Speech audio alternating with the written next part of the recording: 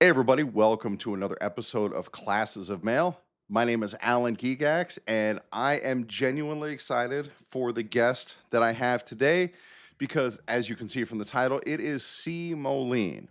And if you went to the convention in Boston, you know C. Moline because she got up on the microphone and spoke on behalf of Build a Fighting NALC, spoke on a number of issues, and was so impressive. There are some people who, when they get up to the microphone, you can just tell, like, oh, this person's got it. But where C really made her impression on me is when I went to the Build a Fighting NALC rally, and there were a series of speakers. Of course, the first one was Tyler Vassar, and he was great. You know, you've heard Tyler Vassar on this show. Tyler has his message. Tyler knows what he's talking about. But man, when C got up to talk, she really grabbed hold of that room. So without any further ado, C, welcome to the show. Oh wow. Uh Thank you for inviting me here. Wow, what a wonderful introduction. Yeah, well, now you have to live up to that. So let's get into All right. So I know you from Build a Fighting NALC, but of course Mm. there's a lot more to you. But let's get that stuff out of the way first. How Mm. did you get started with Build a Fighting NALC? Um how did I get started with Build a Fighting NALC? I guess we had met Tyler maybe through Jamie Partridge. Definitely we started talking about this resolution when the resolution came out. That was something The that open bargaining resolution? Yes. Oh, actually, it would have been before the open bargaining resolution because it would have been the first contract rally out of Minneapolis. Then we did our own contract rally. So I Okay, think and we so my started talking listeners to know him then. you're in Seattle, right? Oh, yeah. I'm in wonderful, beautiful Seattle, Washington. It's Right. cloudy, gray, and 60 right now. Oh, dude, as somebody who is still feeling the last effects of brutal summer in Vegas, that sounds amazing. Yeah, it is quite nice. I really love Right, it. I'll bet. Now, I imagine that the gray gets old after a while, but No, it's the best weather to deliver mail in. It oh, dude. rocks. Yeah, no doubt, because you don't have to worry about the sun beating on you. It's a all Mm-mm. right. I We're gonna digress already. Because do you uh do you ever carry a walking route like park and loop? Yeah, I have a park and loop route. Okay, so when you're going from house to house, what do you do with the mail? How do you keep the mail from getting just soaked? You know, it is postal policy that that's not my problem. Yeah, that's dude, I have asked that question to many people who deliver in the rain, and they're like, "Yeah, the mail gets wet." Yeah, It's like in wild. Yeah, Seattle, it's all wet. The street's yeah, wet, you're wet, the mail's wet. It's all good. right. Yeah, all right, fair enough. Yeah, it's wild that we've been delivering through rain, sleet, snow, gloom of night, and there still has been no good solution for keeping the mail dry. Yep. So, You know, they go should have ahead. packed it better. That's always my opinion. If it There you needed go. to be Yeah, dry, it should have been packed dry. they should use bigger, better like plastic envelopes or something, Hmm. or put wax over them.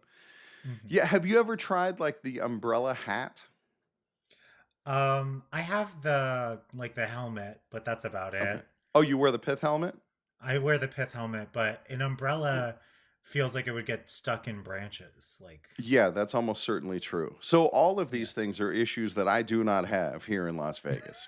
I get rained on. Like in my 18-year career, I think the number of times I've been involuntarily rained on is like 6. oh wow. Yeah, we get most of our rain in the summer and it's blazing hot and like, oh, when the rain comes, it is the best. So yeah, Yeah, it's not really an issue here. if you wanted to avoid the rain, I always suggest you just become a clerk Oh yeah, because there you that's go. just not going to happen. Yeah, that makes sense. Okay, so no, my turns out my digression is not over yet because I wear the pith helmet like you do, but I wear it because it keeps the sun off. And the little ventilation that's in it does a pretty good job of keeping my head cool. So let me tell you how dumb I am. I've been wearing that helmet for years. And the big Hmm. weakness of the pith helmet is and if you already know where I'm going with this, please don't step on the punchline. The big weakness of the pith helmet is when it's windy, the wind grabs the helmet and pulls it off my head.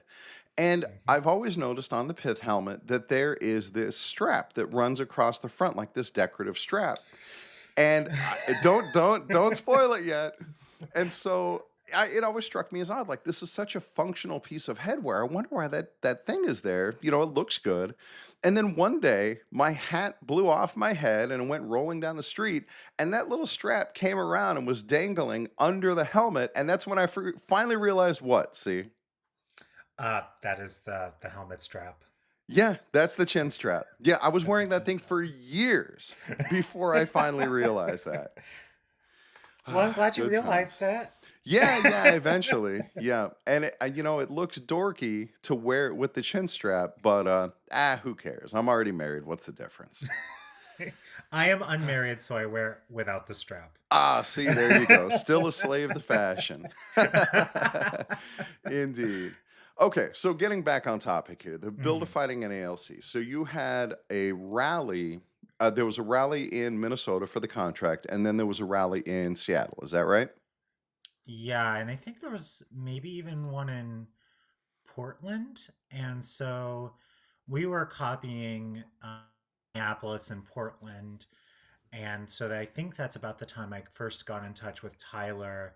And then when the resolution came out, we got in touch there, and then we passed the resolution too. Hmm. And The open bargaining resolution. yeah, the open bargaining and contract campaign resolution. Right. And after that happened, they were putting together the coordinating committee, and so it was me and Virgilio Goze. We both got added to the coordinating committee. I think Virgilio met Tyler also at Labor Notes. You know, Okay. he's Virgilio's been really somebody who's really gotten me into the movement. You know, so I really want to credit a lot to him also. Oh, that's great. So, how did you hear about Tyler in the first place and this movement in general? I think I Was heard it about from it Rogelio? probably from Virgilio, maybe through Jamie. Jamie Partridge has the Sunday Postal Union labor notes meeting. That Okay. call is like really good. I felt like I learned a lot, and I think I saw maybe a news article about it, like a write I up. I don't take part in this call. Tell me about this labor notes call. You're not the first person I've heard. John Murphy has also mentioned labor notes to me. Tell Mm. me about it. Yeah, that's where I met John Murphy. Ah, there you go. um, yeah, it's once a week, every Sunday. I think it's at 4:30 Pacific time. It's either 4 or 4:30 Pacific time. And it's run either by Jamie or Al Bradbury, and it alternates between national campaign and stuff and work floor issues. On the work floor issues time, sometimes it's just, people coming in and being like, I have this problem. I need help. And people are like, here's what we think you should do. On the national campaign weeks, Hmm. we just talk about what's going on. People bring up, BFN. Some people bring up We Won't Be Silenced, Wait, about the board what of is We Won't Be Silenced? that's the Board of Postal Governors. They cut the public comments period for their meetings to like 1 minute per person. Wow. So it was a lot. They did a lot of dump to joy stuff early on. So, that's all the like Jamie's long history of postal activism, and I just Wow. kind of sit in there. It's a great time. Shout out Vicky Sawicki from I think San Francisco. So is this like a national Zoom call?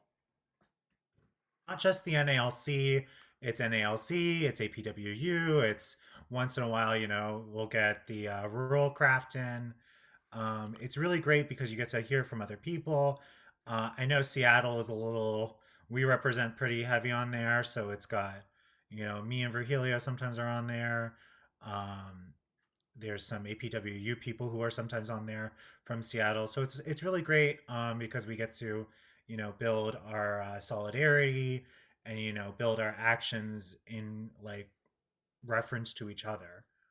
Yeah, that It's good. sounds fantastic. I think Las Vegas is going to have to get represented on there in short order. That is Yeah, where I I can send am. you the So, info. Maybe you can yeah, post please it. do. Yeah, Yeah, that's a totally. great idea. And is this something that we could talk about? Like, put the announcement out on Classes of Mail? Like, if you want to get involved with this is the link you go to or the website or something like that? Yeah, yeah, totally. I'm sure Jamie would love that. Okay. Well, if Have you you talked with know, Jamie yet?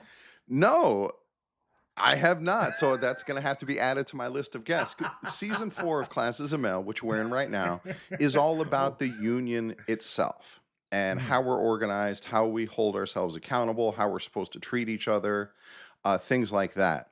And yeah, that sounds right up the alley of season 4. mm. Wow. Okay. So off the top of your head, do you know how would I find, aside from getting an email from you, how would I find labor notes? How would I get involved? So finding labor notes is a really interesting question because labor notes is like a bunch of different things, right? Labor Notes kind of helps host that group, but Labor Notes is like kind of a publication. They have meetups. There's like a lot of different things that Labor Notes does. Um, I have no official position in Labor Notes, and I do not represent Labor Notes in any way. Fair But enough. they are like they have their online website where you can read articles that are really good. I think they have like a quarterly like publication that comes out like physically that Okay. is delivered in the mail. And Yay, post office. ooh, go us. Yeah. And of course, they have a biannual convention in Chicago that is like really blown up recently. Hmm. I do know there was a postal workers meetup at that, and there was also a federal worker meetup at Labor Notes this past year. Wow. So, the hosting site that I use for my podcast, rss.com, recently upgraded their analytics. And now, Mm. for the first time, I can see what cities Classes of Mail has the most downloads. And it is always Chicago. So, yeah, I guess Chicago is like home to the labor movement. They are. Well, I just not to like get really off track, Oh, go for but it. Labor Day just came up. What was it? Never heard of it. Last. All right. Well, Labor Day was originally May Day, right? Hmm. And it's my understanding that the government didn't want us because May Day is International Working People's Day, right? Right. And so they didn't want us to have that solidarity with the rest of the world. So they moved our Labor Day to current day Labor Day. But May 1st was chosen because of, I think, the Haymarket riots, which was the riot for the 8 hour day, and which police like killed a bunch of people. Man. So, like, Oh, that's Chicago wild. is kind of, in a lot of ways, like a birthplace of a lot of the labor movement. Yeah, yeah, that's awesome. And isn't that where I can't remember if it was the jungle or the Triangle Fire, but I know one of those other big events happened in Chicago as well. Probably, I think, wasn't the Triangle I Shirtwaist think that was Fire? in I New feel like that was York. New York. Yeah, yeah. Either But way, yeah.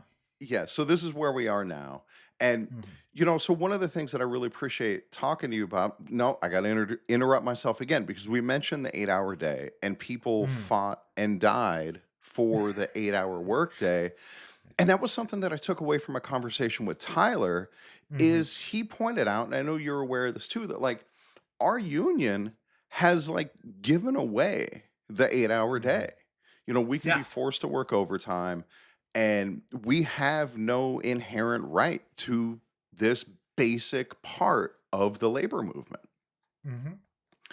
No, Yeah, that's so exactly we correct. we have our work cut out for us to get back to being this strong labor leader as a union. Hmm.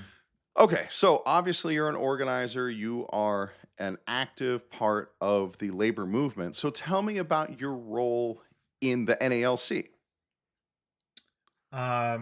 So I am currently a steward at my office, Mhm. which is a 4 zip code office. Oh my gosh. I am one of two stewards. I'm kind of the main steward currently. I am a chair of the organizing committee in my branch, and I am I'm running currently for the financial secretary role at my branch. That's awesome. I am running for vice president at my branch. You vote Let's in a go. Yeah, buddy. Yep, let's get some fresh blood in there. So, what do you do as the chair of the organizing committee? What sorts of things do you organize? So we've put together two rallies. To We've what gone purpose? to what purpose for the contract campaign, open Okay, bargaining, and the contract excellent. campaign. Um, and we've gone through Secrets of a Successful Organizer. We're currently going through that now that we've got our committee through the book. We're now Mhm. taking the rest of the branch as stewards through the book. We're also starting kind of a survey process to kind of understand the branch better. We have like Okay. 2,000 members, 1,600 active. Wow. And so, you know, we also are very far flung. I know this means nothing to you, but Mm. we go like from Whoop. I seem to have lost you there. All right. I'm going to pause the recording real quick and we will see if we can get. Okay. Whatever that was resolved. C, you were telling me about how far geographically spread out your branch is. Yes, it goes from an island off of Seattle to Seattle over a lake and then through the mountains into Wow. Enumclaw. So it's like Yes. a big, physically large branch, and we are not the best at understanding our membership. We have a very diverse branch. English is not everybody's first language in our branch, and I don't feel like we are very good at keeping in contact with our ESL carriers. So we're trying to survey our carriers now. We're working on a process of digitizing those surveys, getting those surveys out, and really trying to understand our branch so we can activate more members, bring members closer and closer into the center of the union, and make sure that our membership is closer and closer to 100%. That is very important work. So I presume when you have your monthly branch meetings that they're in some central location like in the heart of Seattle. Is that right? They're in a central location in the heart of Seattle, but I'm not even the most far south, but for me to bus there, it takes like an hour, Yeah, so so it's kind of that's hard for us to exactly get where I'm to. going with this because for Mhm. some people it must be literally impossible to make it to the branch meetings. My opinion is it is never impossible, but it is difficult. We Okay. have carriers who have to take ferries.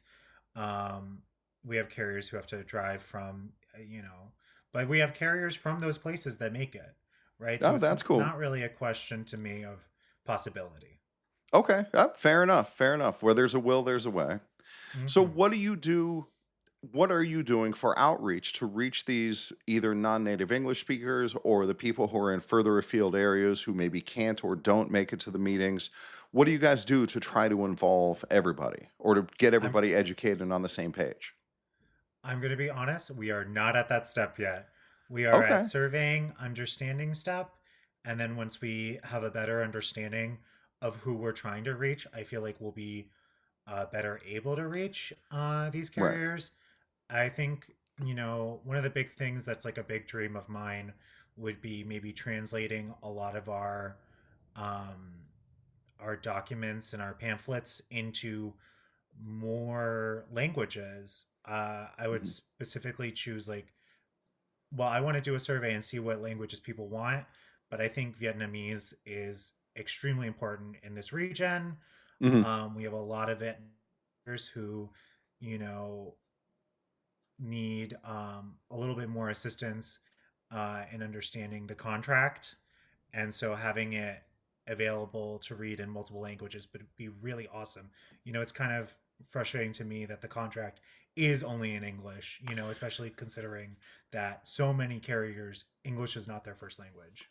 Right. And it's not an unachievable task to Mm-mm. translate it into other languages.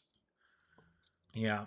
Especially Yeah. if we can keep the English version as the like official version. I understand that through translation, the nuances of the contract don't always get like fully translated, but there Mhm. can be like an unofficial light version in other languages, to Yeah, better yeah, I would agree understand. with that. So one of the platforms that my running mate Michael and I and Jonathan are running on is that we want more hands on deck, like to help with the branch. You can help the Hmm. NALC in ways that aren't just grievance handling. There are Hmm. things that you can do for outreach, for communication, for technology. And it sounds like you're hitting along kind of those same things where maybe there are people in your branch who would be able to translate your newsletter or be able to translate the things that you want to send out so that you can bring more carriers into the fold. Yeah, I mean, I've said this a million times and I'm gonna keep saying it, but Mhm. the idea that like the grievances are one thing we have is really just like we only have one hand now, Right. right?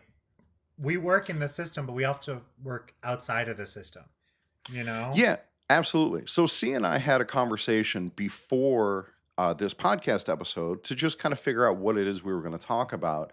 And one of the things that we talked about in that previous conversation is that in a lot of ways, when you go from being what's called a solidarity union, where it's just the people who work together get together to petition the boss for redress of grievances, to solve workplace issues, and solidarity unions have a lot of flexibility in the way they approach problems.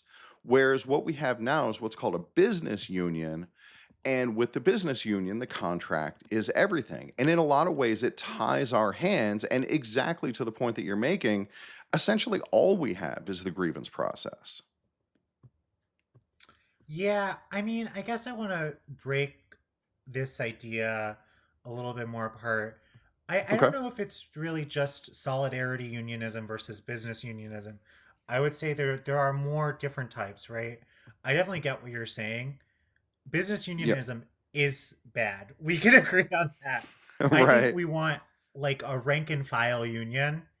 I think that that's like one of the better ways to think about it, or even just like a class struggle union. Mhm. Yeah, that's reasonable. Where the voice of the Right. person on the workroom floor is the workroom floor has a stronger voice. Yeah, exactly. Mhm. Joe Burns wrote a book, Class Struggle Unionism, to just Okay. imagine the union as more of a vehicle for change, and instead of kind of this like business union where it's like we're kind of just in stasis. We haven't gotten anything new since we stopped fighting, right? We've only seen our rights pushed back. Yeah, it definitely feels that way. And even with the new contract is um allegedly right. Yeah, everything's hypothetical.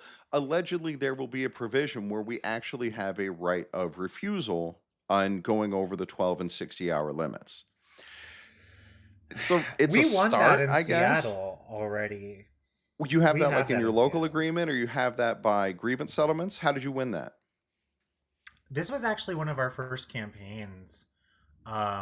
This is kind of what we argued to get an organizing committee. Okay. Really. Um, so I wrote a pamphlet about this, and then The pamphlet we're is the greatest tool of the labor organizer. well, talking is the best tool, but second is the There pamphlet. you go. But no, so we made the pamphlet. We started the grievance process on these 1260s. Eventually in there we got in the grievance process we've got the right to refuse, but Wow.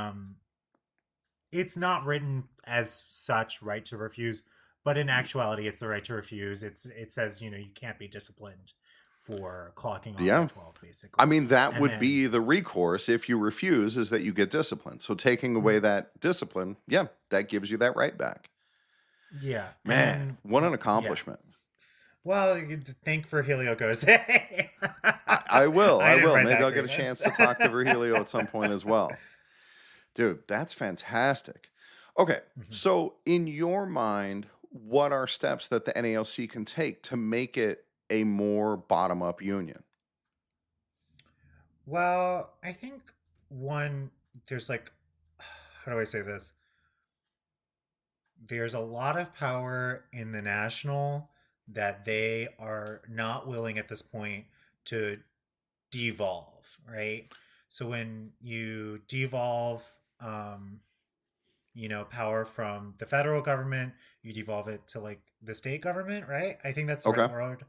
Yeah. And so there's powers at the national that they are not ready to give us. There's transparency. They don't want us to know what they're doing, really. I think that's been clear. They want to do things behind closed doors. They don't want us involved. Nobody who has carried mail this year is touching that contract. It's a great point. Yeah, it doesn't feel like there's that voice from the workroom floor that's heard. So, you know what's Mm-hmm. a good example of that is when Brian Renfro will have these teleconferences where he talks like just to presidents. And Mm-hmm. then the presidents are supposed to disseminate that information. And in theory, there's not a stranglehold on that information. Like the idea is that people are going to talk about what they heard in this meeting. So there's really no reason that that message can't be taken directly to the the ultimate listener, to the rank and file worker. It's just there's no will to do so. Well, I think, yeah, but I would even extend it further, right? Mhm. It shouldn't just be this like one guy comes around and tells us what he did, Yeah, right? Because there's no accountability in that. How do we know what he's telling us is the truth, right? We've seen that this man is a liar. Why would I start trusting him now, right? So there should always be another person, another 10 people. The idea right. that even the business agents don't know what he's saying with DeJoy is crazy. You know what I Yeah, it's mean? a good point. And in theory, like that should be the role of the executive board. But looking Hmm. at it from the outside, it sure doesn't feel that way. No, but again, there's not a lot of transparency between the membership and the board and the negotiation. There's not a lot of transparency between a lot of Yep. these Oh, different things. I oh, mean, there we that would go. I be got like you. a really easy first step towards, sorry, No, that'd no, be a I really got you. You're easy back in. first Yep. step towards, yeah, yeah, towards like making this a more rank and file union. There's a million other things we could get done, but that feels like the biggest impediment to moving forward. Yeah, I would agree with that. That's an excellent point. It's an excellent insight, and obviously, I agree with that. You know, getting with the people who are actually on the workroom floor, listening to their voices, getting them involved, Hmm. that is key. And you know, a place where that allegedly did happen is with the design of the next generation delivery vehicle. You saw that at the convention. I know it's ugly, but Yeah. when I went inside of it, you know, it was pretty thoughtfully laid out. Like there's Hmm. places to put your forms, there's it's standing height, you know, it shows that at least in theory. I mean, we'll see when we actually when and if we actually get these vehicles. You know, it remains to be seen, but it's kind of a proof of concept that like if you listen to carriers, carriers know what's going on. Yeah, I mean that is always like whenever they come out with a new rule, joke that the old timers told me was like, well, somebody's nephew got paid a couple $1 million to design the scanner. It's Right. Oh, you dude, the know. scanners. Yeah. Oh my God. Dude. Okay, so this is my own ignorance from not having to work in the rain all the time. I have Hmm. found in my limited experience that the scanner is like useless when it gets wet. What do you do to make the touch screen work? Do you always have to wipe it off? Do you hide it? How do you do that? I don't think it's like truly useless. I don't know. I don't really have that many problems with it, but maybe it's Okay. because I know what I'm doing in the rain. Yeah, that could be. You've just gotten used to it. When it's always Yeah. wet, then you just learn how to operate it when it's wet. So maybe it's my Yeah. own inexperience shining through. I will Yeah. say I want to talk about scanners, not to be No, a go little for it. kooky, Yeah, please. but I really think this is something that I keep wanting to write about. I keep wanting to think about, but this scanner as like a spy device, as like a device to be used against us. Yeah. Um, I think I think that that's kind of it comes out of like this Taylorism, right? This like studying how we work and like developing Uh, these things uh, to like make us quote for my unquote more listeners, efficient. define Taylorism. Taylorism is scientific management. It's when managers study workers and then try to cut out excess motions and excess like Gotcha. time to make Right. them more efficient. And so when I look at the scanner, I truly just see it as a an object of Taylorism. And this is where I kind of have my own feelings about the new improved vehicles because I Okay. am a little bit like they're going to throw these in our face. I don't know how, but I can feel it. They're going to be like, Right. "Oh, this one has air conditioning now, so guess what? We're Right. So you don't cutting need your extra brakes time. anymore. No Right. Yeah, extra breaks." exactly. Like you can Yep. feel it if you're a steward. You can feel like anytime they make an improvement, you're like, "Oh, they're going to fuck me over with this." Yeah, that's Sorry fair. for No, cursing. dude, that's totally fine. Yeah, that is an absolutely reasonable as someone who's been in the post office 18 years, Hmm. I think that you are 100% on the money with that. And then the things that they do that decrease our efficiency, like these places that have gone to sorting and delivery centers, Mm. that adds this travel time to people's routes. And from what I've been hearing from people who are at them, the post office has not done a great job of properly accounting for all that additional travel time. And that's Yeah, just they did yeah. it in SNDC and in Everett. Okay. They moved some of our carriers up. I think it's like 30 minutes to Everett. Hmm. And they didn't plan this thing out well at all. Apparently, the parking lot is at a significant grade. So, like, all the hampers are just rolling all over the Oh my place. Like, there's just God. huge problems. Like, the only bathrooms are on like the second floor, and there was Wow. supposed to be a bridge between the parking lot because the parking lot's on the other side of a highway, and there was supposed to be a walking bridge that just like never got finished. And from what I Oh my heard, it's just God. a huge disaster, just like we all knew it would be. But of course, DeJoy needs something to put on his resume, so here Right. we are. You know, Yeah, and at the crazy enough. convention, there was a resolution put forward to fight against SNDCs, and it Yeah. failed. Yeah. Yeah, I mean, the retirees never have to deal with them. I'll tell you Uh, that much. ain't that the truth? Yeah. Yeah, and of course, going to a place like that, you can see the outsized influence that retirees have because they have the availability of schedule. If they are a paid delegate, they don't have to worry about taking time off of work to go to do something like that. And so they do have this outsized influence on the way our organization runs. Yeah, I don't like to pit us against the retirees, but No. it is kind of rough to look at the fact that, and that I think is a fact of like retirees are stepping up in places Mhm. because we are not engaging our rank and file members to actually attend our branch meetings, to get involved in the union, to keep this union going, to get involved in, I don't know. We have a union band here in Seattle. So we Like a have a music band? like a music band, Okay. But the average age of those band members is rather old. Right. So Oh, different oh, shapes and there we go. forms. Right. Sorry. No, that's all And right. so one of those could be even just, getting people involved with the band again. We used to win parade competitions, and now I don't Wow. think many of them could carry their instruments down Now, down the street. retirees have their place in a recent labor organizing book that I was reading. There was a chapter about retirees completely losing their voice in the union. And then they wind up getting screwed in Yeah. new contracts where their pensions are Hmm. taken away or reduced, things like that. And obviously, our retirees have given their entire career to the post office. They've given of themselves for all that time. And so they absolutely deserve a voice. Hmm. Let's not say that. But the voice of the rank and file carrier who is going to bear the brunt of all these decisions needs to be a stronger voice. Well, every voice should be proportionate. In a Sure. democracy, it should be proportionate to the amount of, members there are. It shouldn't be, and I think this is a big problem with the national convention, where you could see certain branches were able or willing to pay for all of their delegates, but we both know not every branch paid for all of their delegates to go that could have gone. That is So some absolutely true. places get That's actually outrepresented.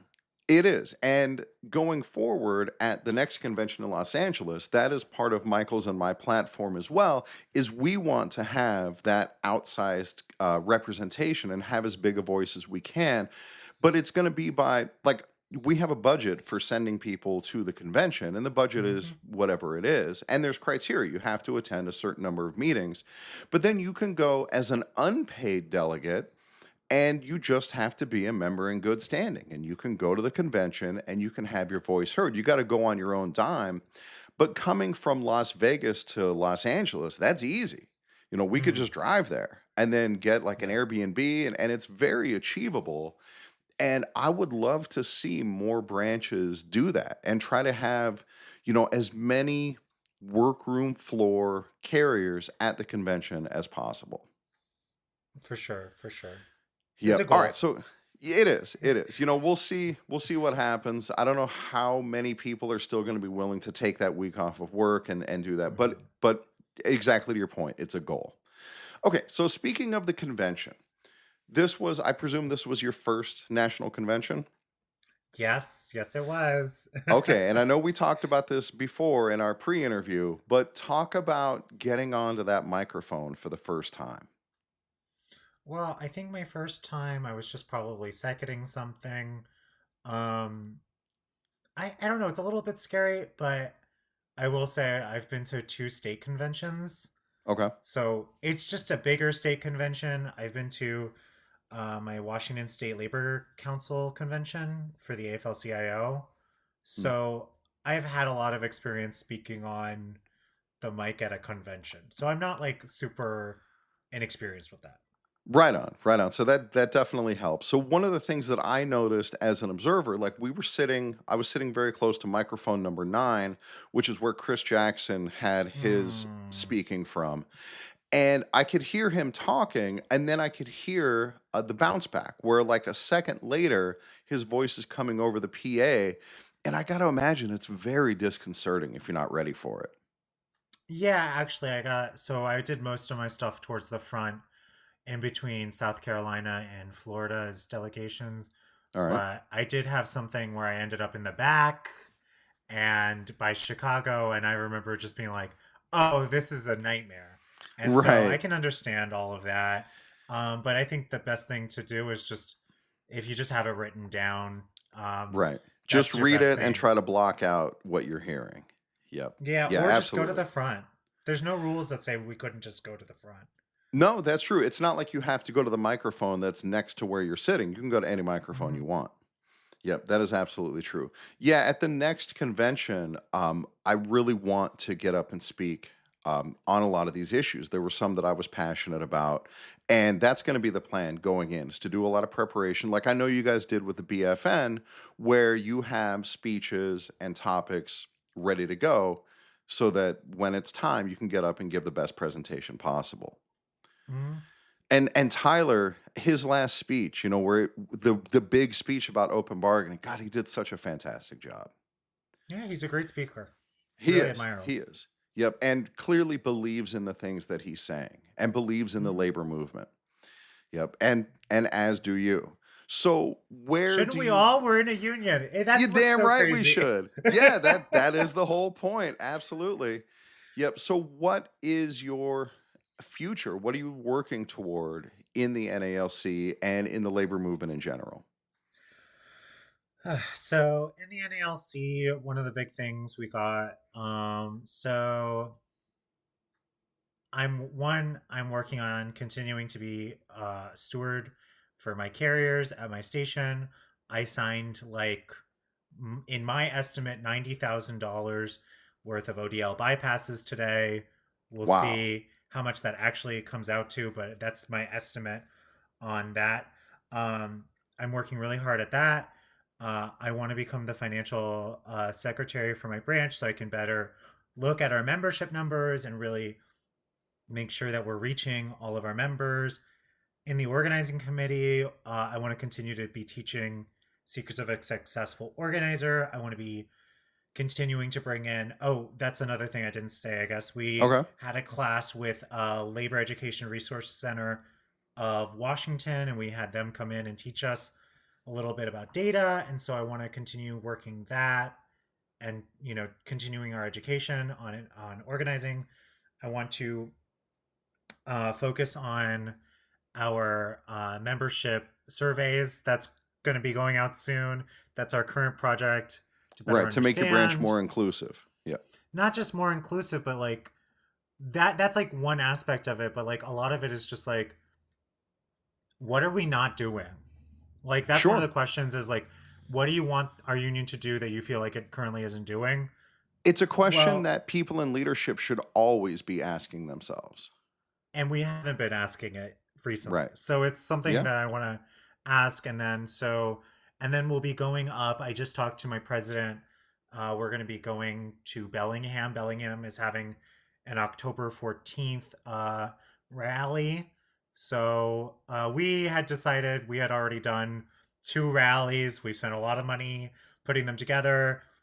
So we were like, we will sit this one out, but we will go and support Bellingham's, which is one of our nearby sister branches. Okay. They came and supported us during our last rally, so we wanted to go and support them. And then that's what I want to do inside our branch.